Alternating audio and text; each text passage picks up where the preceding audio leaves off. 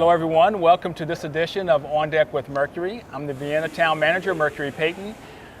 The fall season is wrapping up and winter officially will be here in a few weeks. As our Public Works Department finishes up the last round of leaf removal, it's also preparing for the heavy lifting that comes with the winter snow removal.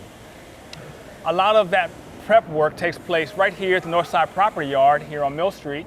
And with me today is the Acting Public Works Director, Christine Horner. Hi, how are you? I'm good. How are you today? I'm doing great. And our Operations Superintendent, Jonathan Wooten. Thank you, sir, for having me. Thanks for taking time out of your schedules to be here to talk about this wonderful topic. I know that a lot of work goes into snow removal, and before long, the cold weather is going to be here. We'll have some snow, sleet, ice, precipitation. What goes into the planning, and when does it start, and how do you go about that? Well, our planning for this winter started at the end of last winter. We basically check over all our equipment and stuff as we're storing it to see what our needs are going to be for this year coming, and then through that process we start, band-aiding, well, I shouldn't say band-aiding, but fixing and trying to see what our needs are mechanically to get those pieces of equipment ready for this coming year. That's the first thing we do. Then come July, about July, I actually start planning on who's going to be in what trucks doing what because of crew turnover or people retiring or leaving and coming, new hires and people we have to train and where we have to train them at. So it's a 9-10 month year-round process, like many things we do in town. Yeah. And so let's say the snow's in the forecast and it looks like it might be a fairly significant storm. How do you go about pre-treating roads and deploying the snow plows? How does all that work? Okay, well, they say pre-treatment, it's anti-icing. Anti-icing, It's okay. anti-icing. Okay. First thing we have to determine is temperature, how the storm's going to start, whether it starts as rain or frozen precipitation. If it's going to be a rainstorm or start as rain, we won't put any anti-icing materials down because it would just wash away. It just wash away, Just right? wash away and do us no good. Yeah. If the temperature is right, if it's below 20 degrees, because we use a salt brine mixture, we haven't gotten into the blends yet. We're still learning our way through that. So we're good until about 20, 21 degrees Fahrenheit. So anything colder than that, we won't pre-treat, or anti-ice, I should say. Sure. Because that could cause a different problem onto itself. So around that, temperature, type of precipitation at the outcome, and if we get those things together, then about 3 days prior to, because that's how long it takes for us to do the entire town, and we can go from there. We'll start going to anti-ice. Got it. So let me understand. So if it's between 32 freezing and 21, that's when and dry. And dry. Then that's when you use the brine or the anti-icing. For us, yeah. Because we don't want to put down material that's wasted and run into the watershed. That's salt, things of that nature. So we really watch out for that. We'll deal with it as it comes. It's a little harder to deal with, but we don't want to waste the material. Right.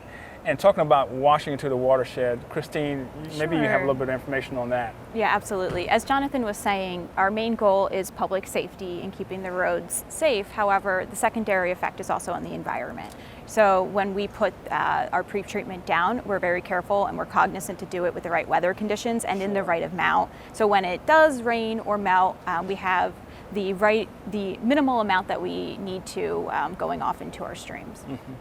That makes a lot of sense. So dry and 32 degrees to 21 degrees.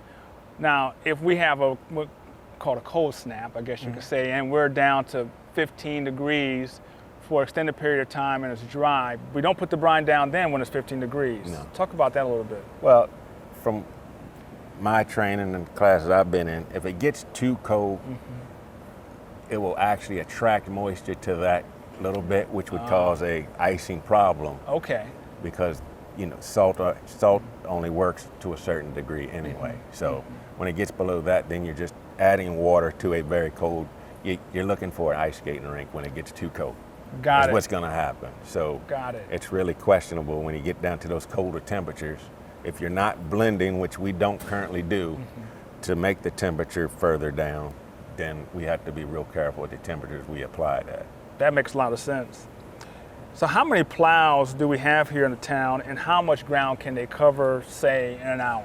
Oh, again, we technically have 6, 10, 14, 16 plows, range in size from 1-ton dump trucks to our tandems, along with 2 plows for our rubber tire loaders and various other equipment. But the amount that they can cover, it is truly based upon weather conditions, traffic conditions, road conditions.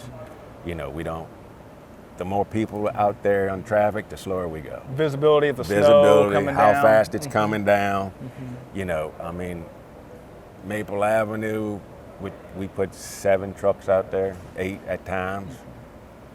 Up and back from one end of town to the other, maybe 25 minutes at a nice steady pace, you know, trying to make sure we get everything taken care of. Maybe less, maybe a little, won't be much quicker than that, but you know, it really is dependent on the conditions at the time at which we're doing it.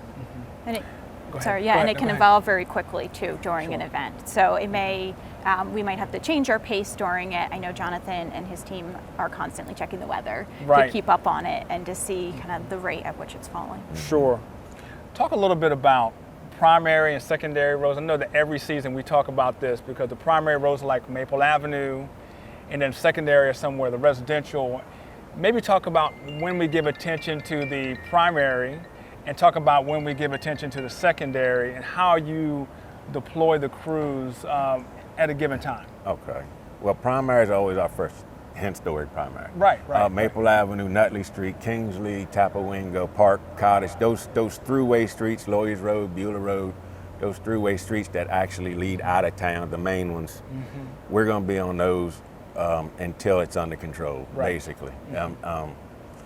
From the beginning of the storm, from when we're starting to actually remove or start our salting and sanding operations till we run through to the plowing, we stay on the primaries, and then we migrate off.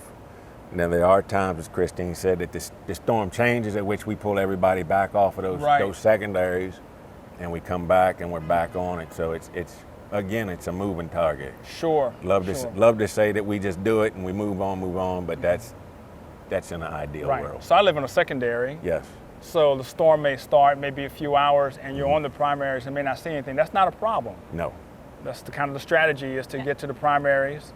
Don't forget, our main goal in the beginning is to make sure that emergency vehicles can get to the majority of the town. Right. Which is going to be through those primary roads, and keep major traffic moving and keep them from clogging up.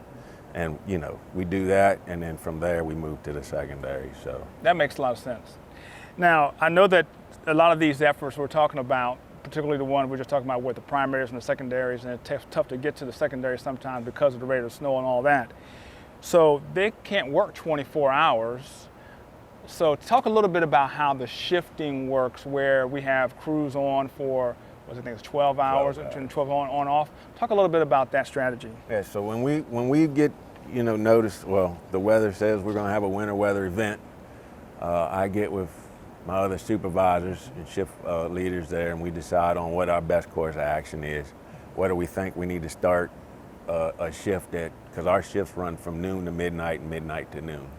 Okay, so we decide whether we're sending a midnight shift home early so that they can be back at midnight, or vice versa, or we're bringing in a crew early. It's dependent. Because they got to get here too from where they are if it's snowing out there. Exactly. Yeah. So we do that. We get them. We decide. We notify everybody. Everybody's here or not by phone on the weekends.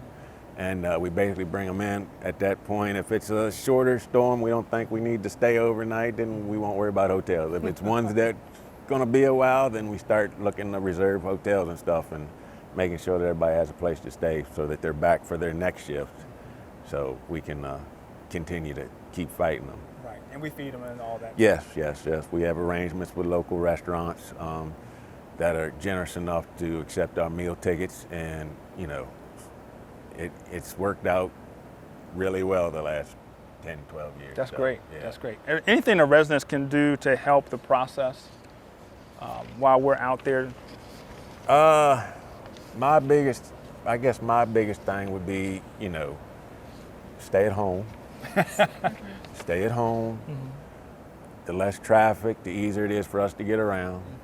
Secondly, if you are at home, if you have a place to move your vehicles off of the roads, it allows us to clear the roads curb to curb. And the purpose of that is yes, we can go around your car, but if it just so happens we clean a storm and then there's another storm or a significant storm that comes, then we have trouble widening out that road and we don't have any place to put that snow. So it's really imperative that people give us as much room as possible. Curb to curb would be ideal, and you'll like it better. It's a little easier on you traveling in front of the house too. So that makes a lot of sense. This might be a tough question. I'll ask it anyway. What if one of our snow plows maybe damages private property? Is that something where we ask the homeowner to contact the town and we'll take care of that? Is that how it works? What we do is, if we know we've done it, we will stop, we'll file a report, call the police respond, we'll file a report, try to talk to the homeowner and exchange information as best we can. And I'll tell you facts, in the bigger storms, there's times when we tag something and won't even know it because of the amount of the snow. Right. Or we're pushing piles of snow and the snow rolls and it rolls into somebody's mailbox and takes it down. Right. We wouldn't know, at which point, does it happen? Sure. Call us, we'll come fix it. But something like a vehicle or something like that, I would like to think that our drivers would recognize doesn't happen often. I would like to think that they recognize that they tapped something and follow the right procedures. And like I said, it's to contact the police. We'll come out, take pictures, try to exchange information as best we can, and move on. As long as we haven't hurt the truck, we'll try to get that back in service as best, quick as possible. If it's hurt, then we got a different problem. Right, and I've been here 11 years, and this has not been a major problem, and I thought it'd be good for our residents just to know that if it does happen, we do take care of that. We do our best here, that's for sure. Right, that's right. Now, sidewalks, I know we get a little bit of that in shoveling sidewalks, Church Street, Nutley, Maple, town government buildings, private property. Talk a little bit about how we attack and address that. We have a team that's working on plowing the streets. How do we address maybe the sidewalks and some of the, our sidewalks we take care of. We've been tasked with Maple Avenue, Church Street in the business district. We take care of Nutley Street to allow people to walk down towards the metro and things. And there's our properties that we definitely take care of. We do have a team that takes care of that as long as it's not a losing battle. And again, it's one of those weather situations. If they're out there and we're just going to end up pushing the snow right back on top of the sidewalks with them out there, then we pull them off and utilize them in a different way. Whether it be put them in one of the smaller trucks or something like that. But yeah, we do have them out there. And in the cases where we actually have to have them stop cleaning sidewalks, we actually, our plow crews know that we're plowing, but the storms aren't done until everything's done, and that includes the sidewalks. So, we try to do everything we're tasked with.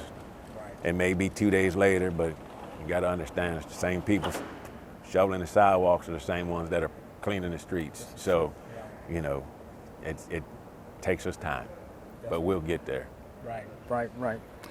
Is there anything, Christine, that you think that is good for residents to know in our snow efforts? I know we consider when to maybe close town hall, or if there's any kind of emergency notifications we need to get out. Anything that you can think of that would be important for residents to know? Sure. So I think following the town's social media and other communications means to see the latest updates.